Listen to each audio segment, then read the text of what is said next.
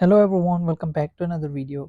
In this video guys, I'm going to show you how to fix if you are getting this error service not allowed, FaceTime cannot be provided in your country or region. So again and again, if you click on OK and you will get this error again. So if you are getting this error sometimes, then I'm going to show you how you can fix this problem. So let's get start the video. Before we start the video, hit the like button and subscribe to the channel for more upcoming videos. So guys, if you are living in the country where FaceTime supported but you are still getting this error, then you need to change language and region. For that, go to setting, click on general, scroll down, click on date and time, sorry, click on date and time, and simply set automatically turn off and select the region where are you living right now. So as I am living in Abu Dhabi, once you have done this, scroll down, click on language and region, and here you will see the region.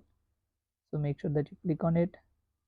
Now you can change the region, like in United Arab Emirates, FaceTime does not work. So if you are living in the United States, make sure that you change to United States. So once you have done this, now you won't get any of error again.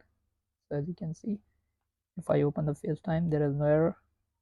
So this is how you can fix this. Hope you guys like this video. If you do, then leave a like and comment. Thanks for watching.